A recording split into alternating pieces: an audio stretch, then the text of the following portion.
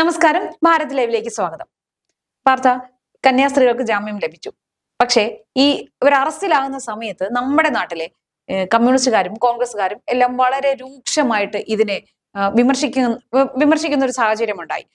യഥാർത്ഥത്തിൽ അവിടെ ഈ മതപരിവർത്തനത്തിനെതിരായ നിയമം കൊണ്ടുവന്നത് തന്നെ കോൺഗ്രസ് ആണെന്നിരിക്കെ ഈ കോൺഗ്രസ് തന്നെ ഇവിടെ അവരെ എതിർക്കുന്നുണ്ടായിരുന്നു. അത് ഒരു വശത്ത്. പിന്നെ ഒന്ന് ഈ കമ്മ്യൂണിസ്റ്റുകാരുടെ വിമർശനം. അവരങ്ങ് മൊത്തത്തിലങ്ങ് ക്രിസ്ത്യാനികളെ മുഴുവൻ അങ്ങ് ഏറ്റെടുക്കുകയായിരുന്നു. അപ്പൊ സന്യാസിനികളാണ് അവർ എന്ന രീതിയിലാണ് അവർ ആശ്രമ ജീവിതം നയിക്കുന്നവരാണ് എന്ന് പറഞ്ഞിട്ട്. അപ്പൊ നമ്മൾ ഓർക്കേണ്ട മറ്റൊരു സംഭവമുണ്ട്. ഇവിടെ മാതാ അമൃതാനന്ദമയി ഇപ്പം അവരെ പൂജിക്കുകയോ ഇല്ലയോ എന്നുള്ളത് അവരവരുടെ ചോയ്സാണ്.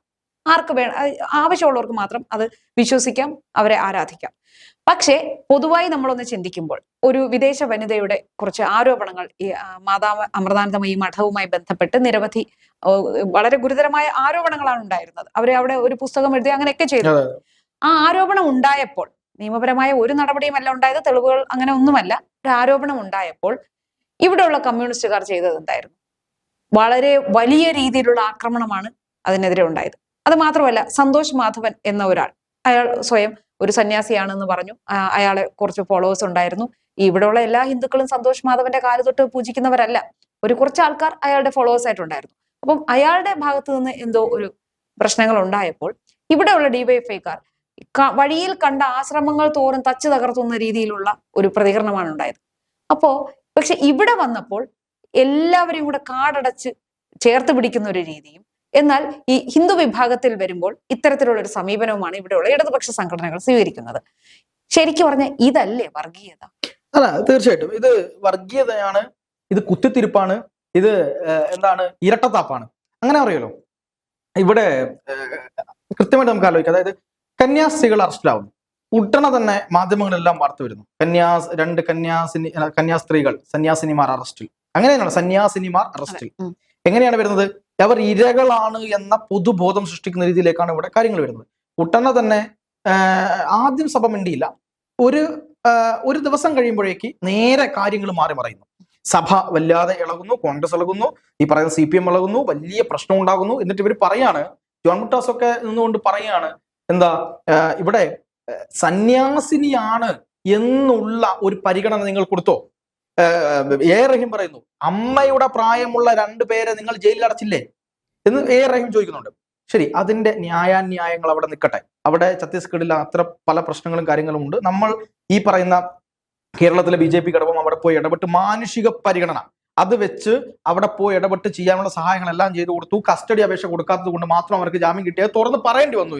ഇന്നലെ അത് അവരുടെ അഭിഭാഷകൻ പറഞ്ഞത് റിപ്പോർട്ടർ TV ടെലികാസ്റ്റ് ചെയ്തു. 4500 ആളുകൾ അത് കണ്ടു. അത് 1 മണിക്കൂർ കഴിയുന്നതിന് മുമ്പ് അത് പ്രൈവറ്റ് ആക്കി. ആ വീഡിയോ 4500 ആളുകൾ കണ്ട വീഡിയോ റിപ്പോർട്ടർ TV ഇന്നലെ എന്തിന് പ്രൈവറ്റ് ആക്കി? അതായത് ഇവരുടെ പ്രോസിക്യൂഷന്റെ അഭിഭാഷകൻ പറയുന്നത് ലൈവായിരുന്നു. ആ ലൈവ് കട്ട് ചെയ്ത് കൊടുത്തു. അത് പിന്നീട് പ്രൈവറ്റ് ആക്കി. ഇതാണ് ഇവിടത്തെ വൃത്തികെട്ട രാഷ്ട്രീയ അജണ്ട നടപ്പാക്കാൻ അതൊരു ഒഴിവാക്കി. കൃത്യമാണ്. ഇനി ഇവർ പറയുന്ന പോലെ സന്യാസിനിമാരാണ് എന്നുള്ള ചിന്ത എന്ന് പറഞ്ഞല്ലോ. അമൃതാനന്ദമയി മഠത്തിനെതിരെ ഒരു ആരോപണം വന്നു. ഈ ആരോപണത്തിന് തെളിയിക്കപ്പെട്ട വിധത്തിൽ ഒരു തെളിവും ഉണ്ടായില്ല. കേരളത്തിലെ പോലീസ്, അന്ന് കോൺഗ്രസും CPM മാറി മാറി ഭരിക്കുന്ന ഈ കേരള പോലീസ് അതുമായി ബന്ധപ്പെട്ട സകലവനെ തലകുത്തി മറിഞ്ഞ് അന്വേഷിച്ചു. എന്നിട്ട് ഒരു തെളിവും ഇവർക്ക് കിട്ടിയില്ല.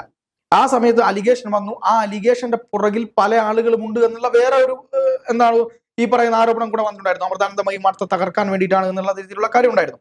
അമൃതാനന്ദമയിയെ ചേച്ചി നേരത്തെ പറഞ്ഞതുപോലെ നമ്മൾ എല്ലാവരും ആരാധിക്കണമെന്നോ അംഗീകരിക്കണമെന്നോ ഒന്നും അവിടെയും പറയുന്നില്ല. പക്ഷേ അവരെ ഗുരുവായി കാണുന്ന, ഇപ്പൊ സനാതനത്തില് ഒരുപാട് ആളുകളെ ഗുരുവായി കാണുന്നുണ്ട്. അതുപോലെ ഒരു ഗുരുവായി കാണുന്ന ഒരാൾ മാത്രമാണ് ആര്? ഈ പറയുന്ന മാതാ അമൃതാനന്ദമയി. ഇപ്പൊ കാന്തപുരം AP അബൂബക്കർ മുസ്ലിയാരെ, അതുപോലെ സമസ്തയുടെ മുസ്ലിംമാരെയൊക്കെ ഇവരെ എങ്ങനെയാണ് കാണുന്നത്? ഇവർ വളരെ ദൈവീകമായിട്ടുള്ള CM മടവൂരിനെ ഇവർ കണ്ടത് എന്താ? അമാനുഷികനായ മനുഷ്യനായിട്ടല്ലേ കണ്ടത്? അതൊക്കെ പോട്ടെ, അത് മതപരമെന്ന് പറയാം. മുഖ്യമന്ത്രി പിണറായി വിജയനെ ഇവിടെയുള്ള കമ്മ്യൂണിസ്റ്റുകാർ എങ്ങനെയാ കാണുന്നത്? അവരുടെ കാണപ്പെട്ട ദൈവം കാണപ്പെട്ട ദൈവമായിട്ടാണ് കാണുന്നത്. അപ്പൊ ഇവിടെ പോയിട്ട് അതും അല്ല, ഈ പിണറായി വിജയന്റെ പേര് വരുന്ന എല്ലാ ആരോപണങ്ങളും ഇവർ എതിർക്കുന്നുണ്ടേ. സെയിം ഈ പാർട്ടികൾ. അപ്പം ഞാൻ പറയുന്നത്, ഈ പറയുന്ന പോലെ മാതാമൃതാനന്ദമയ്ക്കെതിരെ അല്ലെങ്കിൽ ആ മഠത്തിനെതിരെ എങ്ങനെ ഒരു കാര്യം വരുന്നു. ഇവിടത്തെ ജോൺ ബ്രിട്ടാസ് ഉടനെ തന്നെ കൈരളി ടിവിയുടെ ആ സമയത്ത് കൈരളി ടിവിയുടെ MD ആയിരുന്നു. നേരെ വിമാനക്കൂലിയൊക്കെ കൊടുത്ത് നേരെ കയറി അമേരിക്കയിലേക്ക് പോയി ആ ലേഡിയെ കണ്ട് ഒരു വലിയൊരു അഭിമുഖം അങ്ങ് തയ്യാറാക്കി. എന്നിട്ട് ഈ കൈരളി ടിവിയിൽ ഇരുന്നു കൊണ്ട് അതങ്ങ് പുറത്തോട്ട് വിട്ടു. ഇതാ അമൃതാനന്ദമയി മഠത്തിൽ നടക്കുന്നത് ഇതൊക്കെയാണ്, ഇവിടെ എന്തോ കാര്യമായിട്ട് സംഭവമുണ്ട്. എന്ത് തെളിവാ? ഒരു തെളിവില്ല. ഇവർ പറയുന്നു എന്ന് മാത്രം, ഒരാൾ പറയുന്നു എന്ന് മാത്രമാണ് തെളിവ്. അപ്പോ ഇതിനെപ്പറ്റി അന്വേഷിച്ച പോലീസിന് പോലും ഒന്നും കണ്ടെത്താൻ കഴിഞ്ഞില്ല. പക്ഷെ അവിടെ കൃത്യമായ ഒരു അജണ്ട ഉണ്ടായിരുന്നു. ഇത് എന്തോ ഒരു തരത്തിലുള്ള മോശം പ്രവൃത്തി ചെയ്യുന്നു എന്ന് പറയാൻ വേണ്ടി. ഇത് പിണറായിയുടെ അറിവുകയാണെന്ന് ഞാൻ വിശ്വസിക്കുന്നില്ല, അത് വേറെ കാര്യം. കാരണം പിണറായിയുടെ മകള് പഠിച്ചത് ഈ പറയുന്ന അമൃത വിദ്യാലയത്തിലാണ്. അവിടെ ഈ പറയുന്ന ഡൊണേഷൻ പോലും ഇല്ലാതെയാണ് പഠിച്ചത് എന്നൊക്കെ മുമ്പ് കണ്ണൂരിൽ ഒരു പ്രമുഖ നേതാവ് തുറന്നു പറഞ്ഞതുമാണ്. അത് അവിടെ നിൽക്കട്ടെ. അല്ല, അപ്പൊ ഒരു ഡൗട്ട് ചോദിച്ചോട്ടെ. അപ്പൊ ഈ അമൃത വിദ്യാലയത്തിൽ അവരുടേതായ ചിട്ടവട്ടങ്ങളൊക്കെ ഉണ്ടാവില്ലേ? അപ്പൊ ഈ അടുത്ത കാലത്ത് കുറെ വിഷയങ്ങൾ ഉണ്ടായതുകൊണ്ട് ചോദിക്കുകയാണ്. അവിടെ പ്രാർത്ഥനയും കാര്യങ്ങളും എല്ലാം ഉണ്ടാവുമല്ലോ. അല്ല, അമൃത വിദ്യാലയത്തിൽ അവരുടേതായ ചിട്ടവട്ടങ്ങളൊക്കെ ഉണ്ട്. പക്ഷെ അവർ കോയമ്പത്തൂരുള്ള കോളേജിലാണ് പഠിച്ചത്.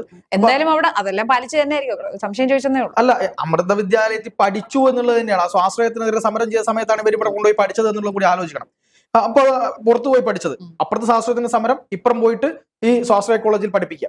ഈ ജോൺ ബ്രിട്ടാസ് അവിടെ നിന്നുകൊണ്ട് ഇത്തരത്തിൽ കുത്തിത്തിരിപ്പ് പറയുന്ന വീഡിയോ ഇറക്കി. അന്ന് ഈ സന്യാസിനിമാരാണ് എന്നുള്ള ബോധം ഇവർക്ക് ഉണ്ടായിരുന്നില്ല.